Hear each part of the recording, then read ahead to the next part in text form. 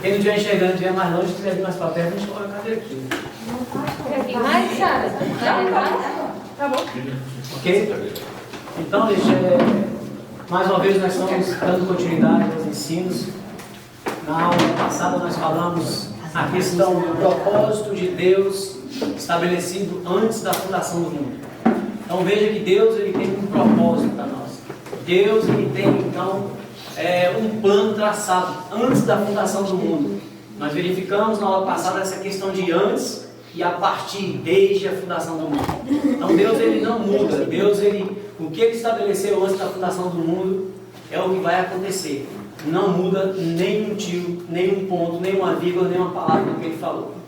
Então, se aqueles que acreditam ainda que Deus tem um plano B, nós falamos na aula passada, não existe plano B. O mesmo propósito foi estabelecido no início, que era justamente a junção de céu e terra, era justamente isso que vai ser estabelecido no final em Apocalipse 21. Aquilo que Deus fez com Éden, onde Adão foi colocado no Éden, ali onde Deus plantou um jardim no Éden, para Adão ali se estabelecer e ser representante da humanidade.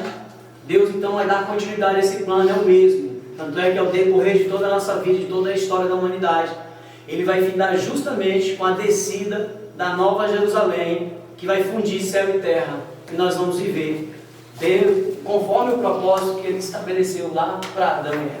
Do mesmo jeito. Então ele vai concluir todo esse plano, esse projeto. Cabe a nós estar dentro dele ou não. O plano está prosseguindo. De geração em geração ele prossegue. Agora cabe a nós estarmos sendo participantes dele ou não. Então, nós vimos que na aula passada, Satanás então foi destituído, expulso do céu. Vimos a questão de escolha e livre-arbítrio, que houve já no céu. A questão da graça já ministrada no céu. Porque quando Satanás escolheu então pecar contra Deus, ele ainda levou um terço da parte do céu, caiu com ele.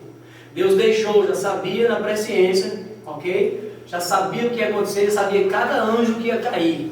Mas Deus deixou para que houvesse o que? A graça. E é a mesma coisa que acontece nos nossos dias. Na presciência dele já sabe se eu vou ser salvo, se o Samuel vai ser salvo ou não, se o Adriano ou não. Só que ele deixa o plano correr.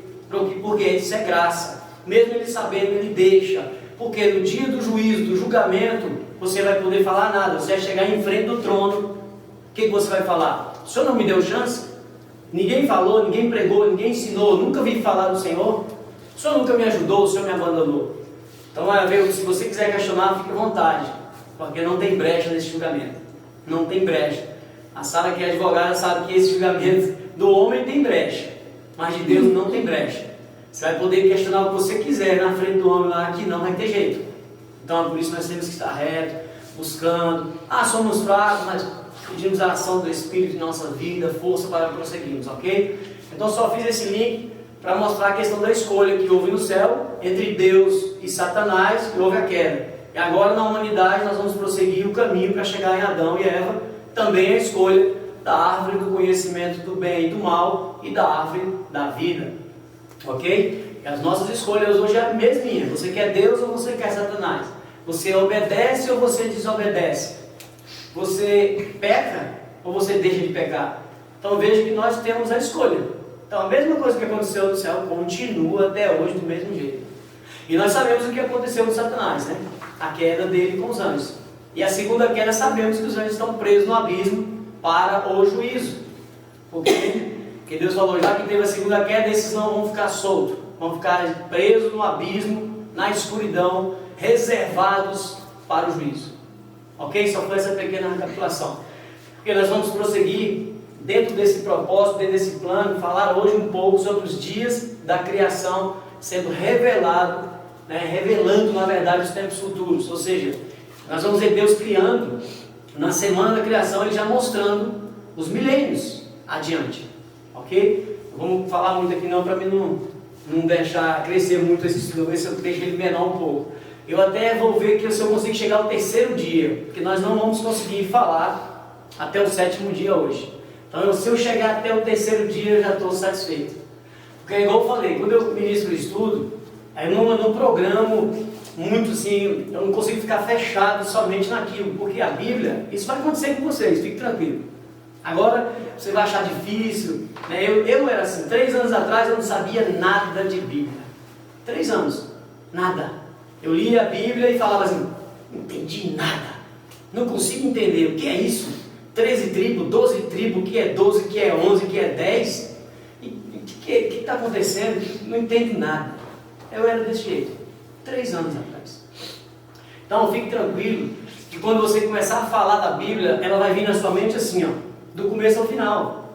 Então é difícil para a gente, quando está com essa visão, ficar meio fechado só em alguma coisinha. Então às vezes eu dou uma fugidinha aqui, outra ali, para dar um link para vocês aprenderem a fazer isso. Porque quando vocês aprenderem a fazer uma concordância geral de Gênesis a Apocalipse, acabou. A Bíblia está na mente de vocês. Quando você lê uma coisa, você está lembrando o que aconteceu no passado, o que está acontecendo e o que acontece no futuro. Você liga ela rapidamente. Então muitas das vezes eu programo aqui, eu quero chegar ao 3º dia, que é o 7º dia, eu não vou conseguir chegar. Mas a gente deixa para outra aula para finalizar essa questão da revelação dos dias. Muita coisa, mas muita coisa para falar. Eu vou falar só um pouquinho. Eu não vou aprofundar. Por quê? No caminhar, você vai ver que eu vou dando pincelada. Lembra da criação? Isso está ligado com a criação do tal dia. Algumas coisas eu vou deixar para frente, ok? Mas umas são necessárias para você caminhar agora. Porque quando eu entrar na divisão do reino, na expulsão de Adão, na entrega do reino para Satanás e na divisão do reino, aí se eu não explicar agora neste momento, vai ficar um buraco, uma vaga, e isso vai dar brecha para outras coisas. E eu sempre falei, a gente gosta de ensinar a palavra sem brecha. Então a gente vai ensinar a palavra, a Bíblia, longe da teologia humana. Teologia é boa. Eu comecei a fazer teologia, fiz 2 anos e... quase 2 anos, na verdade não fiz 2 anos não. Eu parei porque começou a afetar o que eu estava entendendo da palavra. Então eu poderia chegar aqui e usar palavras, né, igual eles usam, palavras de teólogos, né, exegese, hermenêutica, e, né, falar soteriologia, e pneumologia, né, e vamos embora. Podia usar essas palavras, mas eu não quero usar essas palavras pesadas, porque essas palavras não são bíblicas. O homem criou elas para ajudar, beleza, concordo, excelente. Só que eles ficam presos nelas e aí isso dificulta o entendimento da gente, de quem está atrás. A gente fica assim, escutando essas palavras bonitas, cheias de formalidades, e aí isso parece que dificulta mais ainda o nosso entendimento. Enquanto que a Bíblia está aqui, simples para nós entendermos ela. Assim, ao primeiro momento a gente acha difícil, porque ela não foi ministrada como nós estamos ministrando hoje. Se nós entrássemos numa igreja hoje, por exemplo, não importa qual igreja, e ela ensinasse a Bíblia, ninguém teria problema. Hoje, com os anos de cristão que você tem, que eu tenho, nós geramos mestres na palavra de Deus. Todo mundo ia entender a palavra de Deus, todo mundo, com facilidade, mas não, aprove, né? A gente fala até que Deus deixou isso acontecer para que houvesse então a busca, o esmerar de um ou de outro, porque nem todo mundo são mestres, nem todo mundo são pastores, nem todo mundo são doutores, né? Então Deus deixou isso para que dentro do propósito dele ele usasse para o trabalho. Mas veja, você mesmo que não tenha um chamado de pastor, mesmo que você não tenha um chamado para ensinar, para ministrar uma aula, você tem um chamado, que é para pregar o Evangelho. Agora, como é que você prega o Evangelho se você não conhece a palavra? Né? Marcos 16 diz, ide, pregar o Evangelho a toda criatura, toda ela, até os confins da terra. Então veja, como é que você vai pregar o Evangelho se você não sabe nem falar do próprio Cristo? Só, não, Jesus salva, Jesus, que lembra que eu falei na aula passada? Jesus salva, Ele veio, morreu por mim, pronto, basta. Aí eu ainda disse assim, sim, não, cuidado, você pode, Paulo disse que aquele que está em pé, olhe para que não caia. Porque você não tem raiz, não tem profundidade, você pode estar superficial na rocha e capotar. Uma tribulação maior que você passar, você fica sem entendimento. Então vamos lá, a Bíblia aqui, eu coloquei esse livro, essa imagem, como se tivesse algo espiritual, mostrando que a Bíblia não é um livro comum, ela é a palavra de Deus. Ela não contém a palavra de Deus, ela é a palavra de Deus. Então você quer ler a Bíblia, primeiro você faça uma oração. Todas as vezes que você for ler a Bíblia, faça uma oração pedindo direcionamento do Espírito. Nós temos um privilégio, é o único livro que você tem que o autor está presente. Olha que tremendo. Mas ele está presente se você chamar ele. Senhor, venha, vou ler a tua palavra, não entendo nada, quero entender agora. Então você abriu o seu coração. Lembra do eunuco ali, né, Filipe, correndo atrás da carruagem? Filipe foi transladado de uma cidade para outra. Do lado da carruagem, ali o eunuco, na rainha de Candace, lendo o profeta Isaías. Filipe correndo do lado da carruagem, pergunta para ele: entendes o que lê? Ele fala: como poderei eu entender se não há quem me ensine ou me explique? Então veja, aí sim, parou a carruagem, Filipe entrou, explicou para ele o que ele estava lendo, o profeta Isaías falando a respeito de Jesus. Ali ele pediu logo para ser batizado, e foi batizado.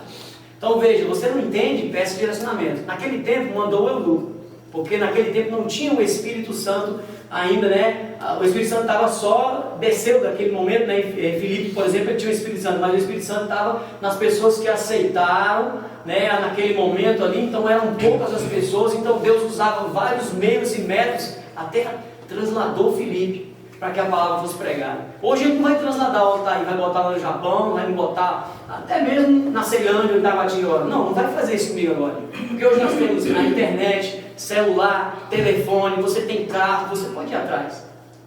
Via-se falar muito em línguas naquela época, como idiomas, né? Na verdade, nós vamos tratar isso no dia de hoje. Qualquer dia nós vamos fazer um estudo sobre Atos, capítulo 2, e explicar aquela questão da língua. Então, falava muito em dons de língua no passado, porque era necessário, as nações estavam misturadas. Então eu estou aqui, tinha um de uma nacionalidade, outro de outra, outro de outra. Foi o que aconteceu em Atos 2, né? Onde Pedro ali, os discípulos falaram, e todos entenderam na sua própria língua. Então, porque era necessário naquela época. Hoje não é tão necessário mais. Por quê? Eu vou chegar aqui falando japonês. Ele aqui, já é brasileiro, né? Então eu preciso falar japonês para ele. Eu preciso de falar chinês, coreano, alemão. Não, tem alguém aqui? Não tem. Quem sabe um dia entrar um aqui que não fala a nossa língua, aí sim Deus pode usar um de vocês ou eu para falar para ele. Sim, isso pode acontecer. Mas hoje não tem a necessidade como tinha tanto tempo atrás, porque não tinha recurso, não tinha mesa. O cara andava de pé. Por isso que o Filipe foi transladado. Viajou de um lugar para o outro. Isso ele fez várias vezes, não foi só uma vez não. Beleza? Então a palavra de Deus ela é espiritual, ok? Não é um livro branco com letras pretas. Se você entender isso com seriedade, você vai ver que você vai ser ministrado pelo Santo Espírito. Ele vai te ensinar toda a palavra. A palavra de Deus diz em João 17, né? 17, santifica na verdade. A tua palavra é a verdade. É ela que traz a santificação. O que é santificação? Separação do pecado. Separação das obras da carne. Ok? Então vamos prosseguir. Vamos ler 1 Coríntios capítulo 2, verso 6. Vamos lá, 1 Coríntios capítulo 2, verso 6. Veja, nós estamos falando de uma sabedoria. Acabamos de falar dessa sabedoria que só veio do Espírito. Por isso temos que pedir ela. Todavia falamos sabedoria entre os perfeitos. Falei sempre, a palavra perfeito é maduro. Todavia falamos a sabedoria entre os maduros. Quem é maduros? Que buscam se aprofundar na palavra. Não, porém, a sabedoria deste mundo, nem dos príncipes deste mundo que se aniquilam, que se acabam, que perecem. Não. Mas falamos da sabedoria de Deus oculta em mistérios. Falamos dessa questão na aula passada, não vou destrinchar mais. O que é mistério aqui? Ok? Por que Deus revela mais para uns do que para outros? Ele está fazendo acepção de pessoas? Não. Ele está dando honra a quem de honra, porque ele está tratando você como um amigo. Lembra que eu falei? Você está tratando você como um amigo, como mais chegado, como íntimo. E ele fala em João 15 que ele revela aos amigos aquilo que o Pai revelou para ele, ele revela tudo aos amigos. Então você é servo, mas você pode ser amigo de Deus. Então é esse mistério que é revelado para os amigos de Deus, para os que buscam Deus, mas com afinco, com compromisso, ok? Oculto em mistério, qual Deus ordenou antes dos séculos para a nossa glória. Antes dos séculos é antes da fundação do mundo. Já estava na mente de Deus todo o projeto, todo o plano, a qual nenhum dos príncipes deste mundo conheceu, porque se a conhecessem, nunca crucificariam ao Senhor da glória. Nunca.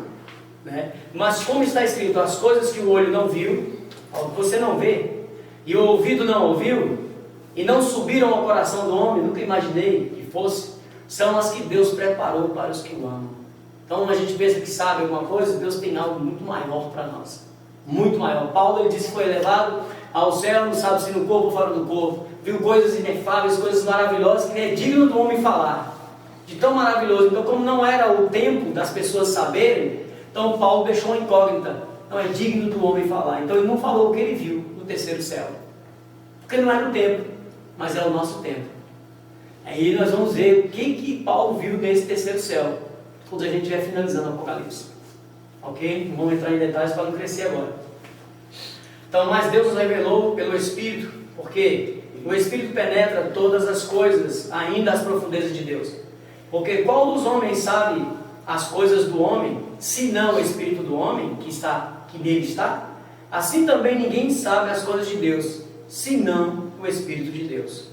Mas nós não recebemos o Espírito do mundo. Nós, quando ele fala, quem aceitou, quem se converteu, quem mudou de direção, né? Nós não recebemos o Espírito do mundo, mas o Espírito que provém de Deus, para que pudéssemos conhecer o que nos é dado gratuitamente por Deus. É de graça, você não vai pagar nada. A única coisa é você obedecer e ó, Senhor, eu quero. Eu já falei para vocês, minha oração todo dia, Senhor, eu quero sabedoria, eu quero um monte, eu quero tudo, o que o Senhor quiser me dar. Ele vai, igual eu falei, igual no ano passado, ele vai me dar o que eu preciso para o propósito, porque ele não vai exceder, ele não vai dar mais do que eu preciso para ser usado, não adianta, mas eu tenho que pedir. Se você não pedir, ele não te dá. Por isso que Tiago fala, peça sabedoria se você não tem. As coisas também falamos não por palavras de sabedoria humana, mas com as que o Espírito Santo ensina, comparando as coisas espirituais com espirituais. Vamos ficar só até aqui. Então não usamos palavras de persuasão humana, sabedoria humana, retórica, palavras circense. Não. A sabedoria que nós temos que exercer é a sabedoria do alto, a sabedoria de Deus. É essa sabedoria. Quanto mais você busca, mais ele te dá uma porção. Quanto mais você busca, ele vai te dando por camadas. Por camadas. Né? É um processo. Então não fique nervoso se você não está entendendo agora. Não fique inquieto, porque eu não vou compreender, não estou conseguindo entender, não estou conseguindo absorver. Não, paciência, vai absorvendo. Dúvida, está aberta a pergunta. Altair, eu não entendi. Não estou entendendo agora neste momento. O que é isso? Você pode interromper e fazer pergunta. Fique à vontade, ok? Pode ficar tranquilo. E não tenha medo de errar não, tá? Porque se a gente não errar, a gente não acerta. Né? Parece alguma coisinha, né? Eu ia falar aqui de Dilma, né? Então, vamos lá. Dias da criação, por exemplo. Vamos lá. Vamos prosseguir. Eu preciso te falar uma coisa antes aqui. Justamente aqui. Antes de entrarmos nos dias da criação, eu preciso esclarecer uma coisa. Nós temos o português. O português nosso tem as regras, né? Temos professor aqui que sabe disso. Tem regras, tem as exceções, mas tem regras que você tem que seguir no português, ok? Tanto é que se você prova de português, eu sou uma negação, ok? Então por isso que eu falo um bocado de coisa errada aí. Então não se assuste muito não. Mas veja, o professor de português sabe que a nossa língua é cheia de regras. O hebraico é uma língua. Ela é cheia de regras também. E são deles, não é nossa. Então veja, a Bíblia ela foi escrita no hebraico, uma porção no aramaico e no grego, que é o Novo Testamento. Né? 66 livros, 27 do Novo Testamento, né? 39 do Antigo Testamento. Então veja, então você tem uma porção em hebraico e aramaico, tem uma porção em grego. Então veja, eu tenho que obedecer a regra da língua. O copista, quando ele traduz para nós, por isso que às vezes vocês vão me ver aqui corrigindo alguma palavra, né? Porque eu estou desacreditando a Bíblia. Eu desacredito alguns copistas, porque eles não receberam a revelação, eles simplesmente copiaram. Não é diferente de que nós vimos em 1 Pedro 1,21, que fala que profecia, nem revelação nenhuma da palavra é de homem, né? De homem, vamos dizer assim. Ou seja, ela é humana, profecia nenhuma da palavra é humana, não foi o homem que revelou, e sim homens inspirados, homens santos inspirados por Deus, que trouxeram a revelação. Então veja, então se eu não prestar atenção na língua, você tiver dificuldade de entender o texto, você vai no original. Hoje tem vários aplicativos hoje com muita facilidade, para você ver a palavra e traduzir no grego, no hebraico. Aí você então abre a sua mente, porque o copista na época ele não tinha os aplicativos que nós temos hoje. E algumas vezes ele tinha palavra que ele tinha que procurar. Essa palavra não existe na nossa língua. Como é que eu vou traduzir essa palavra? Então ele via pelo contexto e criava achava que era aquela palavra que colocava. Às vezes, uma palavra atrapalha uma frase. Por isso que você vai me ver de vez em quando aqui, ó, o copista foi um pouco infeliz. Eu não estou condenando e dizendo que a Bíblia, que eu não tenho que acreditar na Bíblia, que é no copista.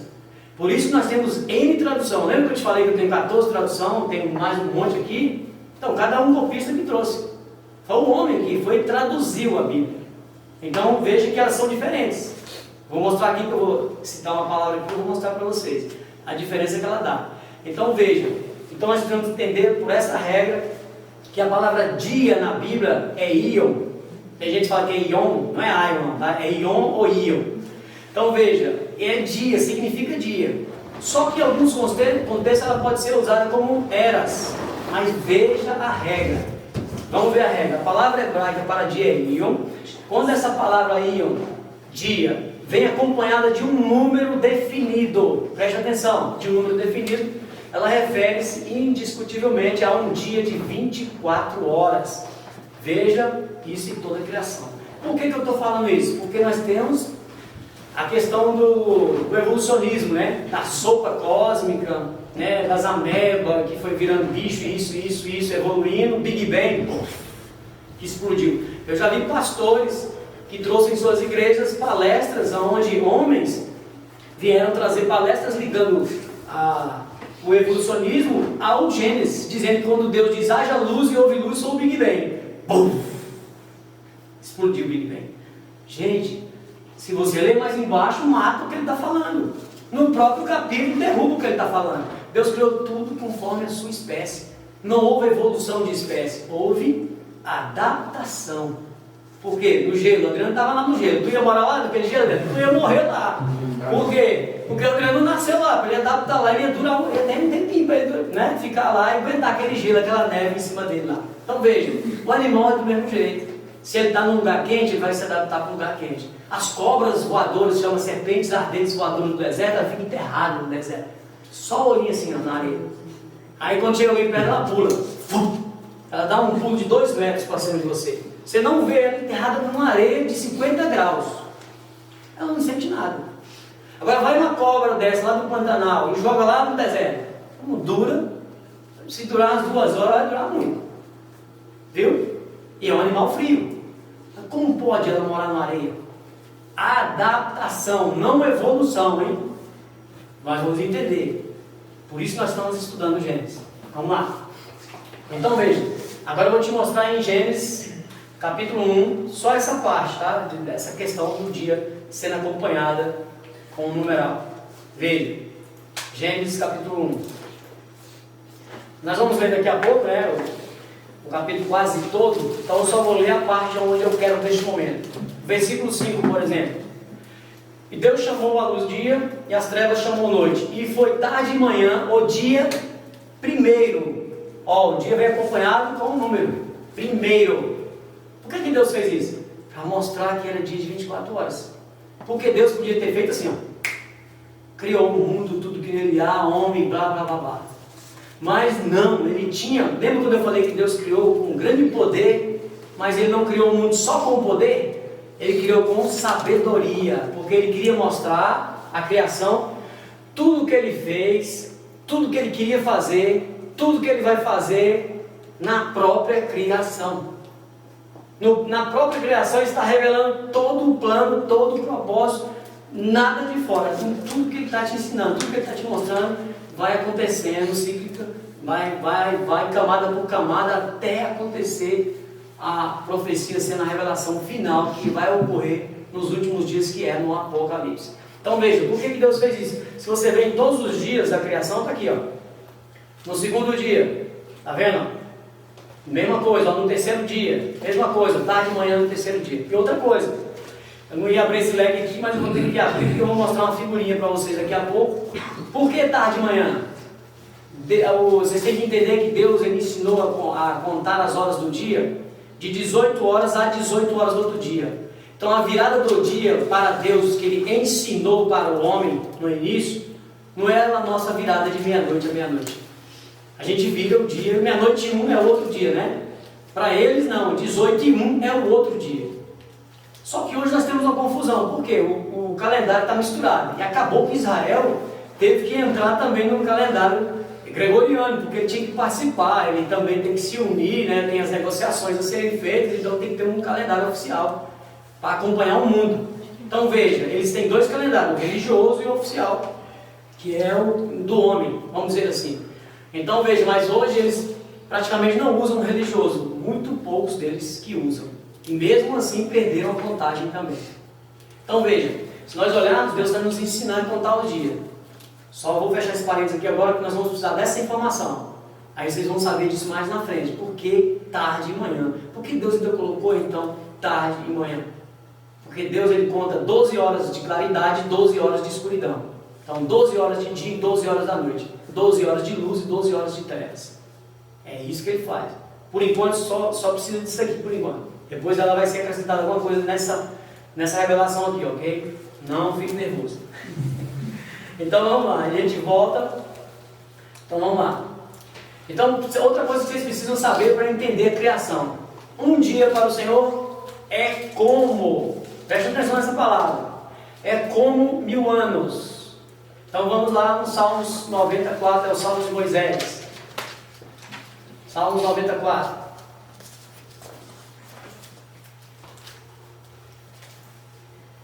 Salmos 90.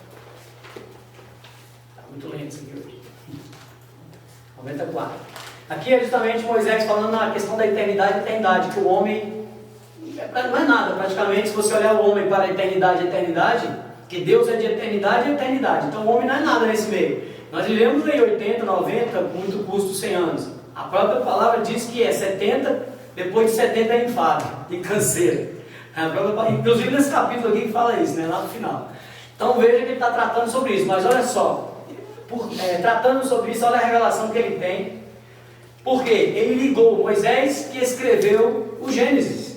Então veja, Moisés escreveu o Pentateuco, né? Que é justamente o Pentateuco já é uma linguagem já, né, de teologia, vamos dizer assim. Então, para ficar não formal, Moisés escreveu os 5 primeiros livros. Ele lembrou do que ele comentou lá no início, na hora da criação, e ele pegou e fez essa relação. Poxa, Deus criou em 24 horas. Mas Deus ele não está no nosso tempo. Deus está fora do tempo. O homem não é nada diante de Deus. Então ele está tratando um capítulo disso. Aí ele dá essa chave para nós, essa maravilha aqui, porque nós vamos precisar dela. Para completar a questão do dia de 24 horas, que Deus vai mostrar os milênios que virão a seguir, sendo representados pelos dias de 24 horas da criação. Se alguém não entender, pode parar e perguntar, ok? Então vamos lá.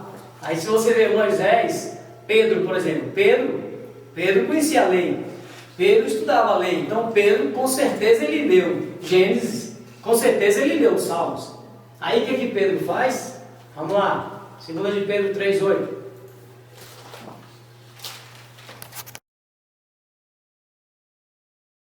Correr muito? Não. Estou dando uma adiantadazinha aqui. Tá bom. 2 de Pedro 3,8. Aqui também, ó, o dia do Senhor virá. Pedro está falando da vida do Senhor. Tinha algumas pessoas que reclamavam. Quem já ouviu isso, né? Quando você está pregando uma pessoa rebelde, ou que não quer ouvir a palavra, vai falar assim, que nada, essa volta de Jesus é a maior balela. Deus da minha avó, da taravó, Deus lá do não sei da onde, já falaram que Jesus estava vindo e nunca veio. Nunca veio Jesus. Aí você fica falando isso aí, rapaz, nós vamos morrer, vai vir outra geração, nós vamos morrer, vai vir outra. Jesus não vai voltar. Pedro está pagando um sapo aqui para essa galera aqui, que são escarnecedores, que estavam trazendo, distorcendo a palavra de Deus, porque não entenderam a revelação. Eles queriam que fosse, que a palavra quando ela é pregada, fica parecendo que vai vir agora, né? Fica parecendo que é iminente mesmo, mas Deus deixou isso para que nós vigiássemos, para que nós nos mantêssemos em vigilância. Porque, por exemplo, se eu morrer hoje, Jesus veio para mim, porque a minha obra no mundo acabou. Então é como se Ele viesse para mim. Como se Ele viesse para mim. Aí se a pessoa está na tribulação, na última semana de Daniel que vai ter, que né, nós estamos quase entrando nela. Então veja, se você entrar na última semana de Daniel, que é a tribulação, você morrer no meio dela, então você é mesotribulacionista, porque você morreu no meio da tribulação. Ah, mas aí então, tá aí você ficou e tal, passou a tribulação, conseguiu, venceu a tribulação, no final da tribulação o céu abre, Jesus volta. Você agora foi com o corpo transformado, os mortos ressuscitam, juntos se encontram nas nuvens com o Senhor. Então agora você então é pós-tribulacionista, porque você venceu tudo e foi arrebatado no final. Então Deus deixou isso escondido na sua palavra, as três coisas. E hoje nós temos denominação se acabando também, brigando por causa disso. Porque um é pré, outro é pós e outro é médio. Quando na verdade é como se fosse tudo junto. Hoje, por exemplo, Paulo, quando ele pregou a questão do arrebatamento, Paulo tinha certeza absoluta. Eu falo sem ter medo, porque você lê as 13 cartas que Paulo escreveu na Bíblia, quem mais escreveu foi ele, você vê que ele tinha certeza que o arrebatamento não era no dia dele, porque ele era doutor da lei, foi criado aos pés de Gamaliel, sabia toda a lei de cor. E Paulo então, quando ele pregava o arrebatamento, ele estava no Império Romano. E o Império Romano, quem aqui estudou, participou do estudo daquela estátua, lembra daquela estátua de Daniel? Então naquela época lá, que Paulo se encontrava no Império Romano, Roma não tinha sido dividida, a estátua ainda estava com uma perna, porque a estátua teria que ficar com duas pernas, porque a Roma iria se dividir em Roma Oriental e Roma Ocidental. E depois ainda viriam os 10 reinos, que é os dedos do pé, o pé e os dedos, que é os que estão vindo agora para nós. 10 nações misturadas com barro e ferro, que não se misturam. Está faltando só para nós, hoje está faltando os dedos. Mas Paulo na época estava faltando a perna e os dedos e o pé. Ele tinha certeza absoluta, mas ele não podia pregar. Gente, eu tenho certeza que Jesus só vai vir daqui 2000 anos. Ele não podia falar isso. Ele pregava então a vinda de Jesus é iminente, por quê? Para a gente se manter em vigilância. Porque Paulo sabia que ele ia morrer antes. Ele sabia que todo mundo que estava com ele ia morrer antes. Então você se vigie, fique em vigilância, cuidado, porque o Jesus pode vir para você. Você morreu, já era, você não tem como fazer mais nada. Só aguardar o trono, só o julgamento. Deu para compreender mais ou menos? Então você vê, Pedro, ele está tratando aqui, aí ele leu tudo isso, e ele vem explicar para esse povo que estava com essa agonia, dizendo, meus queridos, olha só o que ele fala. Mais amados, ele com amor, né? Mais amados, não ignoreis uma coisa, preste atenção, que um dia para o Senhor é como 1000 anos, e 1000 anos como um dia. Então não está tardando, não tem nada tardando. Jesus vai vir na época certa que ele programou, nem um dia menos e nem um dia mais. Eu falo também sem medo, ó. Jesus não vem agora, não tem como ele vir agora. É igual eu estou te falando, só se um de nós morrer. Mas ele não tem como vir agora. Você sabe por que não tem? Ele falou que vai cumprir toda a sua palavra. Que nada, lembra de... Nós não vamos ler o próximo texto, que é Isaías 46, 9 e 10. Lembra que ele falou que vai cumprir tudo, toda a sua vontade? Toda ela. Então veja, eu não posso falar, Jesus está vindo agora, ele vai chegar hoje. Não, ele não vai chegar. Não vai, porque tem que cumprir algumas coisas. Rumores de guerra nós estamos tendo. Falar nisso, eu falei umas coisas aqui na aula passada aqui, o YouTube derrubou um bocado de... Eu falei a palavra, né, que ele ligou que eu falei o governante aí que está em guerra, e falei a palavra guerra junto com o nome do governante. Aí ele derrubou uns likes, derrubou um monte de coisa, até caiu um bocado de coisa do canal. Aí eu fui ver, ele mandou uma mensagem para mim que eu não posso falar. Algumas palavras, mandou relação de palavras que eu não posso relacionar elas. Então quando eu falei o nome do governante com a guerra, que eu de vez em quando eu vou falar G mundial também, para não falar guerra mais, porque ele está cortando também. Então ele já mandou um monte de palavras para mim. Se eu juntar as palavras, o logaritmo entende que eu estou traçando uma outra coisa fora do que eu estou mostrando aqui, então ele vai. Ele não derrubou o vídeo porque só citei a palavra, então não teve comprometimento, mas não tinha derrubado o vídeo. Você vê que não tinha nada a ver, né? Falando só porque eu falei o nome do cara e liguei ele por guerra. Então veja, nós temos que tomar cuidado. Então Pedro sabia o que Moisés estava falando, e estava tratando sobre isso. Paulo fala sobre isso, todos os discípulos, todos os apóstolos falam sobre isso. Então veja, aqui Isaías 46, 9 e 10 é aquilo. Tinha algumas pessoas que não estavam aqui, eu vou ler. Isaías 46, 9 e 10. Para não ficar só na minha boca, quer ver? Ó? Isso que eu acabei de falar, para você ter certeza que Deus ele faz tudo que ele programou, tudo que ele planejou, não vai fugir nada. Nada. 9 e 10. Lembrai das coisas passadas, lembra? Eu li na aula passada. Que coisas passadas? É o que nós estamos fazendo. Lembrando da queda de Satanás. E vamos falar dos dias da criação. Por quê? Porque nós fazemos isso, nós vamos ver a grandiosidade do nosso Deus ao longo da história. É isso que ele vai falar. Ó. Então, lembrai das coisas passadas desde a antiguidade, que eu sou Deus. Deus de lá, nós estamos sabendo, Ele criou os céus e a terra. Ele é Deus. E não há outro Deus, não há outro semelhante a mim, que anuncia o fim desde o princípio. Então, desde o princípio, nós vimos que Deus do céu, Ele já anunciou o fim. Qual é o fim? Quando Ele expulsou Satanás do céu, Ele está trazendo uma relação quando Ele vai expulsar os ímpios da terra e vai lançar no lago de fogo. Ele expulsou Satanás, é uma figura do julgamento que vai ter no final, quando Ele expulsar a iniquidade da terra e lançar todo mundo no lago de fogo, os ímpios. Então veja, Ele está explicando isso para nós, Ele está anunciando o fim. Deus, quando Ele abriu a boca, Ele já anunciou o fim. E desde a antiguidade as coisas que ainda não aconteceram, ou seja, não sucederam, que digo, o meu conselho será firme e farei toda a minha vontade. Acabou.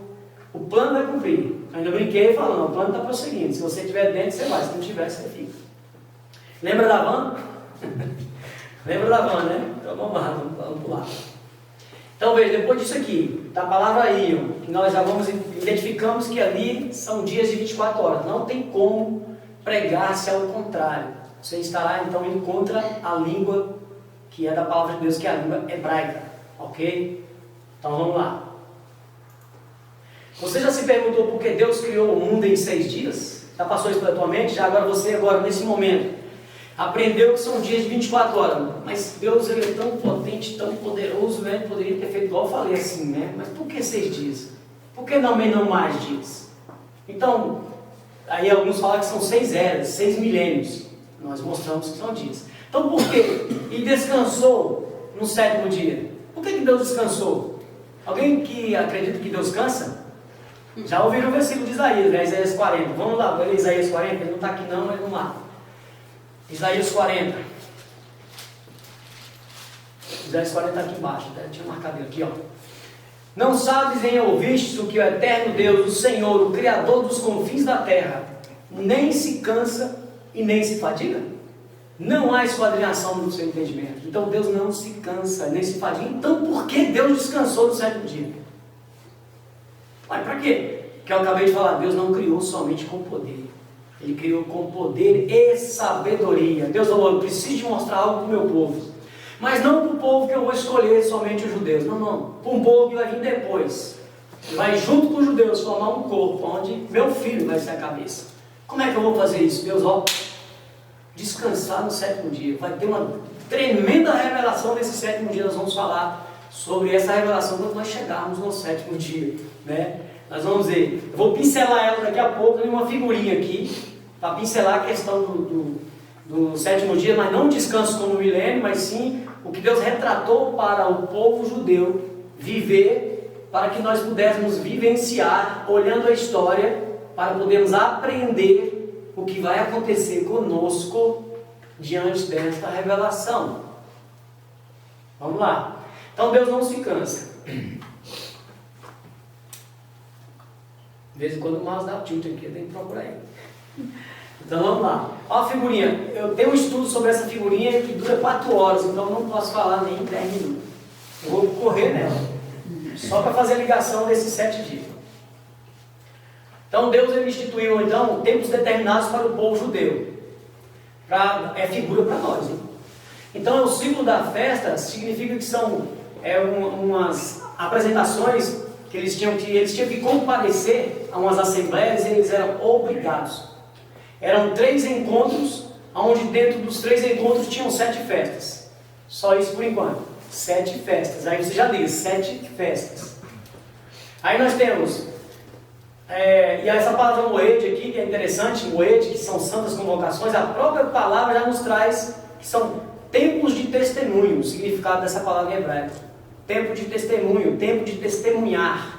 Então veja que vai apontar para algo no futuro. Qual é o tempo de testemunhar? Para eles é esse, para nós vamos estar em porção dobrada daqui uns dias, quando a semana iniciar. Aí vocês vão entender que porção dobrada é essa, que testemunhas são essas, e que tempo de testemunho é esse. É muita coisa, eu não tenho como abrir muito. Mas vamos lá, só onde eu quero. 7 dias, por exemplo, nós temos a Páscoa, que ela era instituída no dia 14 do primeiro mês. Lembra que Jesus morreu às 3 horas da tarde, o cordeiro era morto nessa hora, para eles, porque era a figura de Cristo que viria, então eles matavam o cordeiro no final da tarde. para representar Cristo, queria morrer no final da tarde. Então veja, aí depois no dia seguinte nós temos outra festa que chama Pães Ázimos, 7 dias, 7 dias. E aqui é uma semana literal, ok?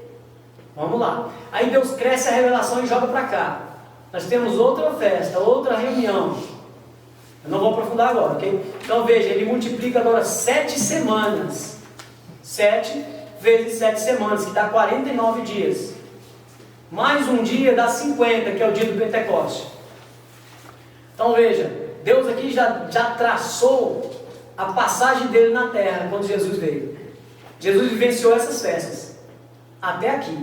Na metade do Pentecoste, quando em Atos 2 foi derramado o Espírito Santo, foi derramada a primeira chuva sobre a igreja. A chuva temporã foi derramada sobre a igreja.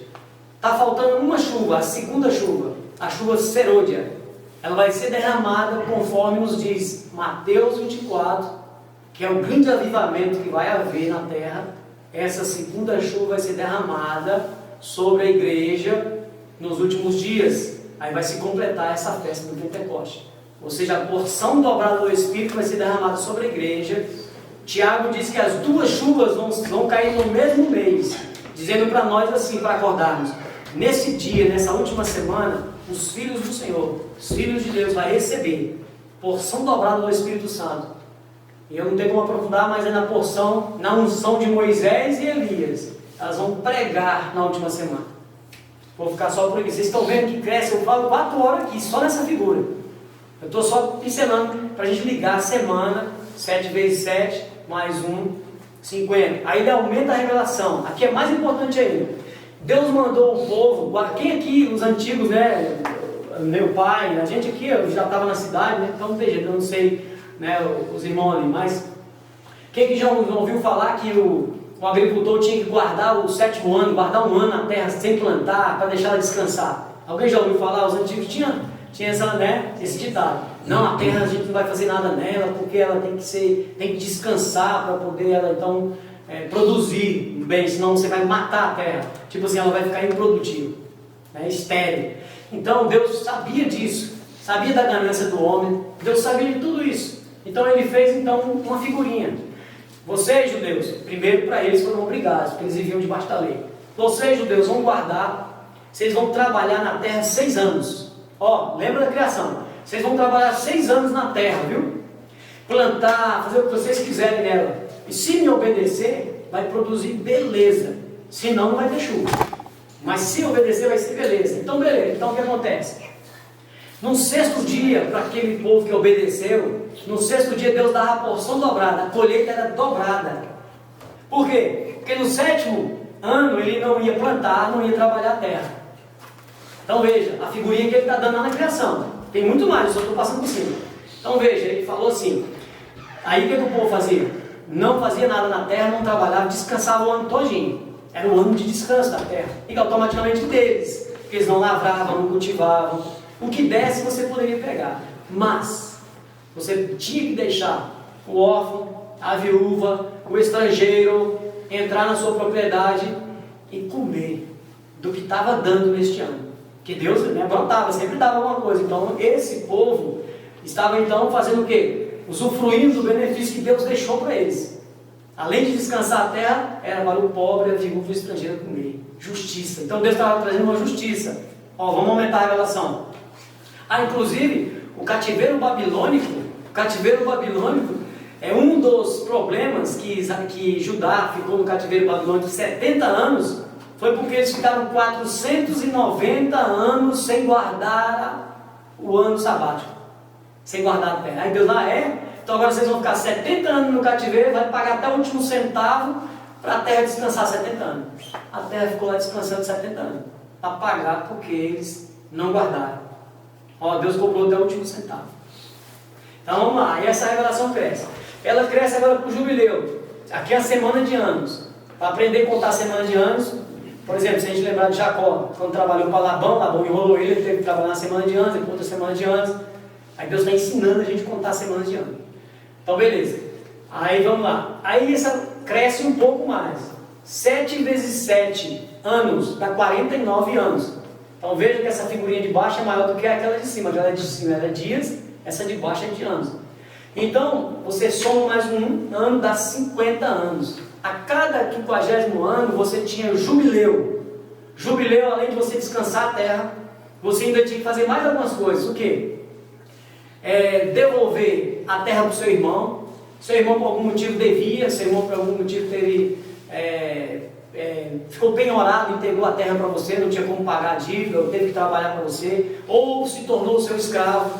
Poderia se tornar escravo se você não tivesse como pagar, você poderia oferecer o seu trabalho e era escravo. Era lei. Tá tudo bem, Deus não queria isso, mas infelizmente má administração leva a isso.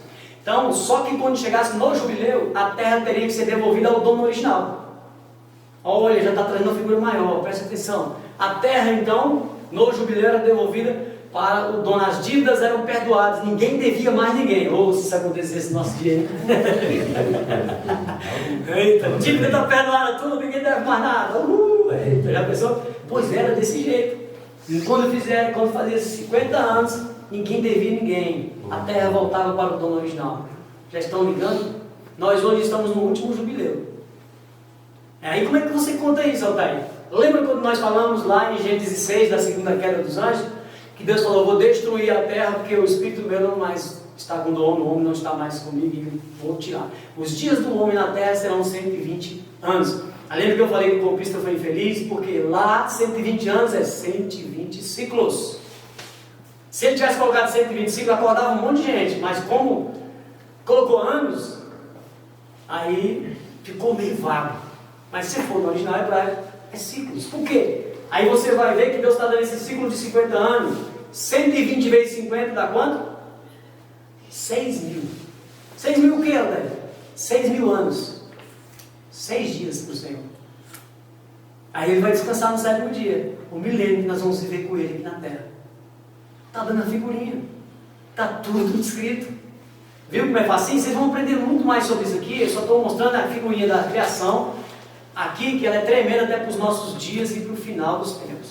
Se você não aprender festas, tempos determinados, 2 casas de Israel, 70 semanas de Daniel, você perdeu 90% da revelação bíblica.